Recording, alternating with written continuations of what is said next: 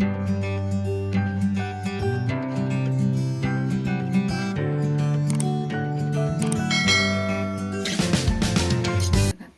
video kali ini kita akan membahas soal Saintek Kimia Part 1. Soal ini diambil dari SBMPTN 2014, di mana ada beberapa bagian. Kita bahas per bagian dulu. Untuk soal 31, di sini ada 4 buah unsur dengan masing-masing nomor atom. Yang ditanyakan adalah tentukan harga energi ionisasi jika diurutkan dari kecil menuju besar.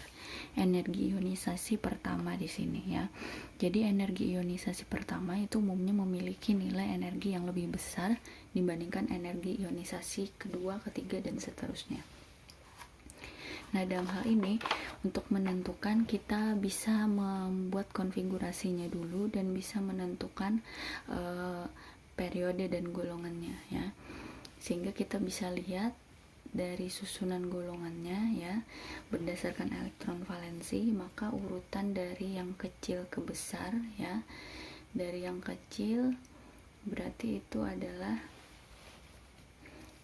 yang K ya, karena energi ionisasi di periode sebelah kiri itu paling kecil ya, K, kemudian setelah itu P, golongan 5A, golongan 6A, baru golongan 8A, KP, S, dan AR ya. Jadi jawabannya adalah yang B ya.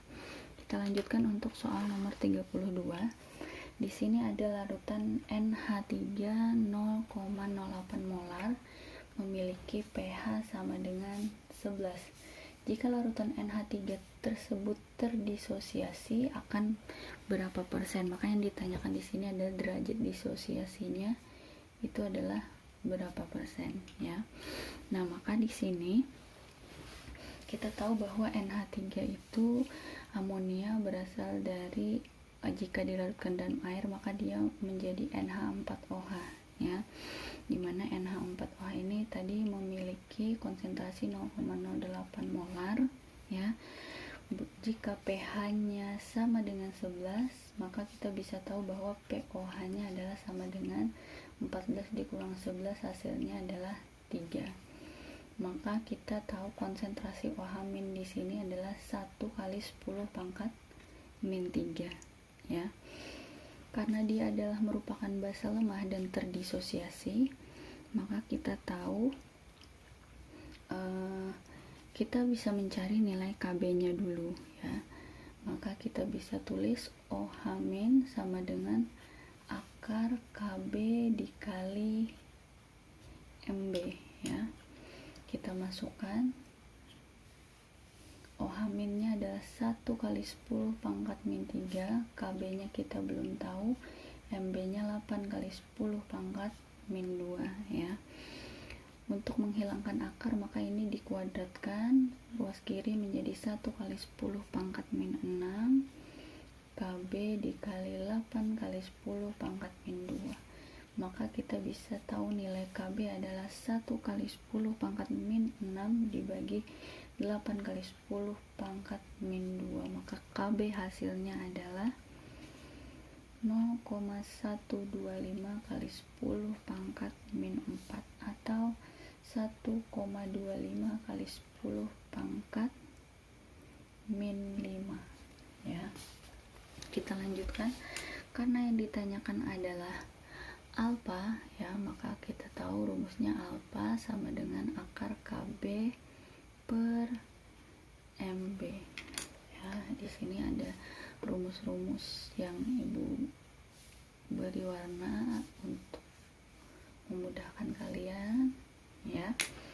Selanjutnya di sini kita tinggal masukkan, karena KB-nya sudah diperoleh 1,25 kali 10 pangkat min 5, kita bagi dengan molaritasnya 8 kali 10 pangkat min 2, maka hasilnya adalah 0,15625 kali 10 pangkat min 3, kita ubah menjadi 1,5625 kali 10 pangkat min 4, setelah diakarkan hasilnya adalah 1,25 kali 10 pangkat min 2. Karena dalam bentuk persen, maka kita kalikan dengan 100%. Hasilnya adalah 1,25% ya. Nah, kita lanjutkan dengan soal yang ketiga, 33. Ini adalah materi tentang sifat koligatif larutan ya. Di sini ada larutan 18% berat glukosa, MR-nya adalah dalam air mendidih itu berapa derajat ya. Jadi di sini persen berat ya, di sini ada data persen berat ya. Dari data persen berat ini kita bisa mengubahnya menjadi data molalitas, karena kita tahu untuk kenaikan titik didih delta KB sama dengan KB dikali molal ya. Oleh karena itu kita akan mengubah persen ini menjadi molal ya. Jika larutan mengandung 18% berat glukosa, artinya glukosa atau zat terlarutnya itu adalah sebesar 18 gram ya. Karena persen itu maksimalnya adalah 100%, maka pelarutnya adalah 100 dikurang 18 itu adalah sebanyak 82 gram ya. Ingat kembali untuk rumus molalitas ya, massa per mr dikali 1000 per P, dimana P ini adalah massa dari pelarut. Massa dari glukosa 18, mr dari glukosa 180 dikali 1000 per 82 gram massa pelarut, maka diperoleh hasil adalah 1,219 molal ya. Nah, kita tinggal memasukkan ke sini KB-nya 0,41 dikali 1,219. Kenaikan titik didihnya ya, ini adalah kenaikan titik didihnya adalah 0,5 ya. Karena yang ditanyakan adalah larutan yang mendidih dalam air itu pada suhu berapa ya, maka kita tahu bahwa kenaikan titik didih itu sama dengan titik didih dari larutan ya, larutan dikurang titik didih dari pelarut ya. Karena kita sudah tahu kenaikannya adalah 0,5, titik didih larutan yang mau kita cari, titik didih pelarut air adalah 100, maka titik didih larutan ya, maka titik didih larutan ini kita bisa cari titik didih larutan sama dengan 100 ditambah 0,5 ya, sini berarti ya 100 ditambah 0,5 hasilnya sama dengan 100,5 ya. Jadi titik didihnya lebih besar dibandingkan titik didih pelarut, dalam hal ini adalah air ya. Oke, berikutnya kita akan bahas soal yang 34 ya. Nah, di sini ada dua buah sel elektrokimia yang dihubungkan secara seri ya. Di sini kita bisa lihat elektrokimia berarti kalau dihubungkan secara seri kaitannya adalah dengan elektrolisis ya. Elektrolisis maka kita ingat adalah hukum Faraday ya. Hukum Faraday itu ada hukum Faraday 1 dan Faraday 2. Jika tidak ada data listrik maka kita gunakan hukum Faraday 2. Di sini ada massa, data massa ya. Dan yang ditanyakannya adalah bilangan oksidasi ya. Di sini hukum Faraday 2 kita bisa tuliskan, hukum Faraday 2 itu adalah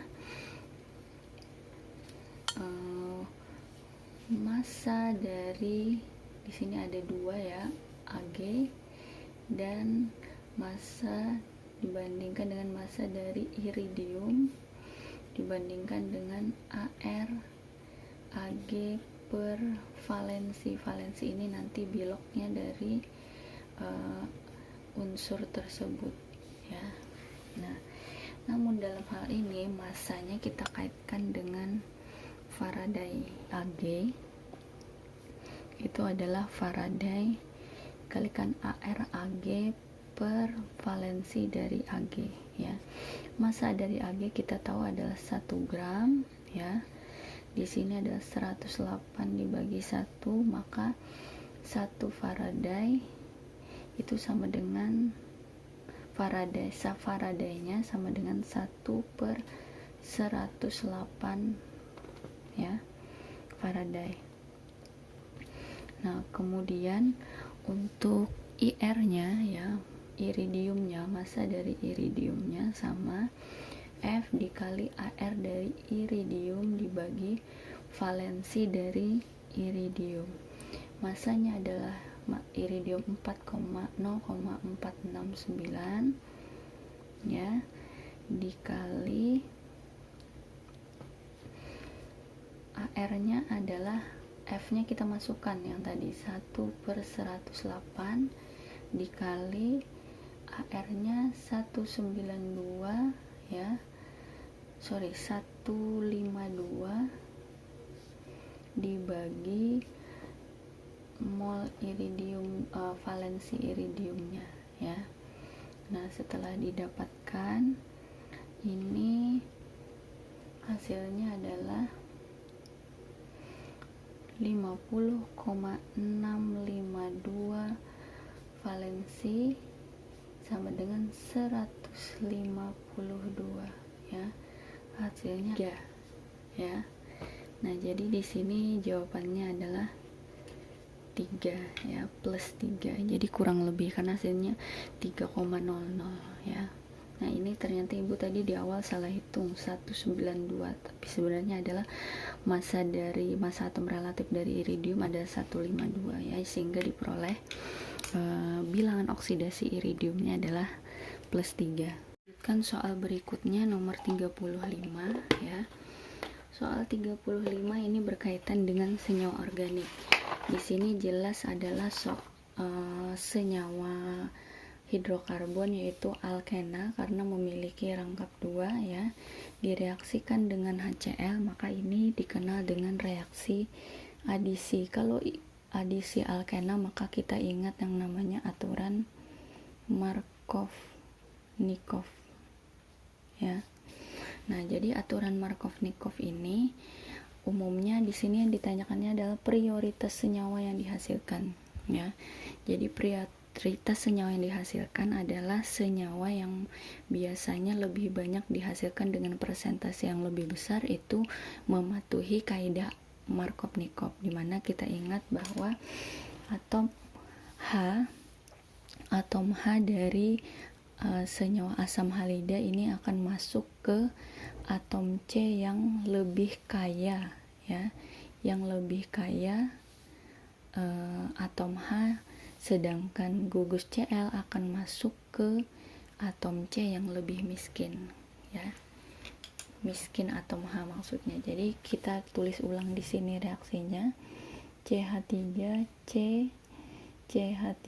biar terlihat jelas, CH2 ditambah HCl, ingat tadi H akan masuk ke, jadi kita fokusnya ke atom C yang berikatan rangkap 2 ya, atom H-nya masuk ke C yang lebih kaya, Cl-nya masuk ke atom C yang lebih miskin, maka hasilnya adalah yang lebih prioritas itu adalah CH3 C, sini berarti Cl, CH3 ditambah 1H berarti menjadi CH3, maka kita bisa simpulkan jawabannya adalah C dalam kurung CH3 sebanyak 3 buah dan Cl, jadi jawabannya adalah yang E ya.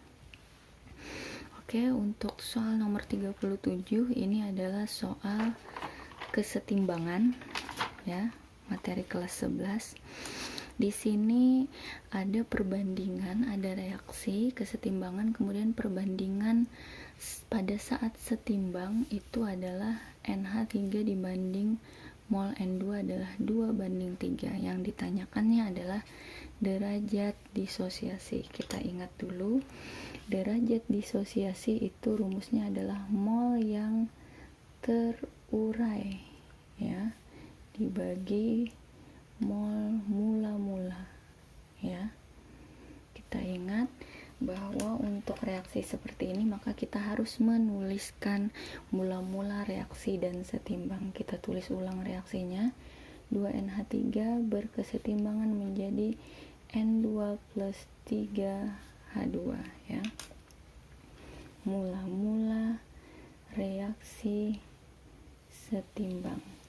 Pada soal di sini diketahui perbandingan setelah setimbang. Karena masih dalam perbandingan maka kita gunakan, anggap dia adalah X ya.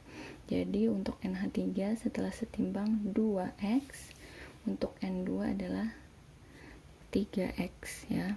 Maka ini bisa dinaikkan menjadi 3X. Bagaimana yang bereaksi untuk NH3 nya? Koefisien 1 adalah 3, koefisien 2 berarti adalah 6X. Maka kita bisa tahu berapa mula-mulanya jelas adalah 8X ya. Karena 8 dikurang 6 hasilnya adalah 2X. Karena yang ditanyakan adalah derajat disosiasi dari NH3, maka kita bisa mengerjakan mol terurainya adalah berapa, berarti 6 dibagi mol mula-mulanya adalah 8 ya. 6X dibagi 8X, maka setelah disederhanakan menjadi 3/4 ya. Jawabannya adalah berarti yang C. Kita lanjutkan untuk soal yang ke-39 ya. Di sini adalah reaksi H2SO4 plus HI menjadi H2S plus I2 plus H2O. Maka 2,5 mol H2SO4 dapat mengoksidasi HI sebanyak berapa ya. Di sini adalah kita harus menyetarakan reaksinya terlebih dahulu ya. Menyetarakan reaksinya dengan cara setengah reaksi ya. Jadi kita ambil dulu ionnya supaya memudahkan. H2SO4 ini asalnya adalah H plus dan SO4 2-. HI berarti jelas adalah H plus dan I-. Ya, di sini H plus 2H plus ditambah S 2-. I2 dia adalah unsur bebas ya. Jadi kita tulis reaksinya dulu. Kita ambil SO4 2- yang memiliki atom selain O dan H, berarti SO4 2- nya ditambah I- menghasilkan S2- plus I2 ya. Nah, kita ambil setengah reaksinya dulu. SO4 2- menjadi S2- ya. Nah, di sini berarti ruas yang kekurangan oksigen adalah ruas kanan, maka kita tambahkan dengan 4H2O ya. Ini dalam suasana asam ya, karena direaksikan dengan asam, sama-sama asam. Ruas berikutnya berarti harus kita tambah dengan 8H+. Tinggal kita menyetarakan muatannya. Di sini ada 2- ditambah 8 ada 6, di sini ada 2, berarti ruas kiri harus kita tambah dengan 8 elektron. Setengah reaksi berikutnya adalah I- menjadi I2 ya. Berarti di sini kita samakan atomnya. Ruas kanan kita tambahkan 2 elektron. Untuk menghilangkan elektron, di sini kita kali 4 dikali 1, berarti ini bisa dihilangkan ya. Sisanya tinggal kita bisa tulis SO4 2- ditambah 8H plus ditambah 8 imin ya, 2 dikali 4 ya, menjadi S2 min ditambah 4I2 plus 4H2O ya. Nah, ini bisa kita kembalikan lagi ya. Ibu tulis ulang di atas, kita kembalikan lagi. Maka kita kembalikan menjadi H2SO4 ditambah ini 8H plus ditambah 8 imin menjadi 8HI menjadi ya H2S ditambah 4I2 ditambah 4H2O. Jadi ini adalah reaksi akhirnya. Sesuai pertanyaan, jika ada 2,5 mol H2SO4 ya, dapat mengoksidasi HI sebanyak berapa? Di sini kita tahu perbandingannya adalah untuk 1 mol H2SO4 dapat mengoksidasi 8 mol HI ya, 8 mol HI. Berarti karena yang ditanyakannya adalah 2,5 mol, berarti kalau 2 mol hasilnya adalah 16, berarti 2,5 mol ya. Berarti 16 ditambah 4 hasilnya adalah 20 mol ya. Jadi jawabannya yang E. Oke. Oh, ini ibu tidak berurutan ya, 35, 37, 39, tidak masalah, kita lanjutkan. Nomor 36, waktu paruh ya. Waktu paruh diketahui adalah 20 hari dari unsur radioaktif. Mula-mula ada 80 gram unsur radioaktif. Setelah disimpan 80 hari, unsur radioaktif tersebut akan berkurang. Berkurangnya sebanyak berapa ya? Berkurang sebanyak ya. Unsur radioaktif tersebut akan berkurang sebanyak berapa? Berarti pengurangannya yang ditanyakan di sini ya. Kita ingat kembali untuk rumus dari waktu paruh itu adalah NT sama dengan N0 dikali setengah dipangkatkan T waktu dibagi dengan T setengah atau waktu paruh ya. NO itu adalah massa mula-mulanya. Massa mula-mula dari zat radioaktif itu adalah 80 gram ya, dikali setengah, jadi waktunya adalah, waktu asalnya dia 80 hari dibagi waktu paruhnya adalah 20 hari ya. 80 dikali berarti 80 dibagi 24 ya, setengah pangkat 4 ya. Setengah pangkat 4 berarti 80 dikali 1/16. 80 dibagi 16 hasilnya adalah berarti 5 gram ya.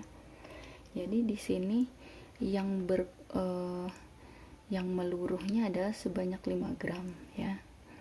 Unsur radioaktif tersebut akan berkurang sebanyak berapa? Sebanyak 5 gram ya, sebanyak 5 gram. Kalau yang ditanyakan misalnya berapa sisanya ya, berapa sisa radioaktif setelah 80 hari, berarti kamu tinggal kurangkan 80 dikurang ini berarti maksudnya seperti ini ya. Radioaktif itu akan berkurang sebanyak 5 gram, tapi NT-nya di sini adalah pengurangannya 5 gram ya. Maksudnya berarti di sini jawabannya adalah 80 dikurang 5 hasilnya adalah 75 ya. Oke, kita lanjut dengan soal yang nomor 38 ya.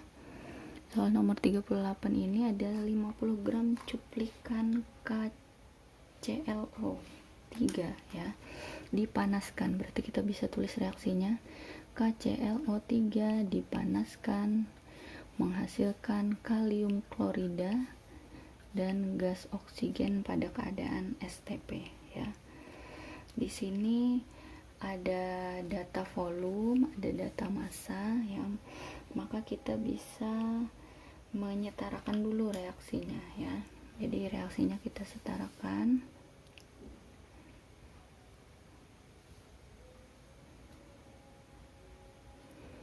O2 di sini berarti O-nya ada seperti ini. Nah, 2 KCl ya.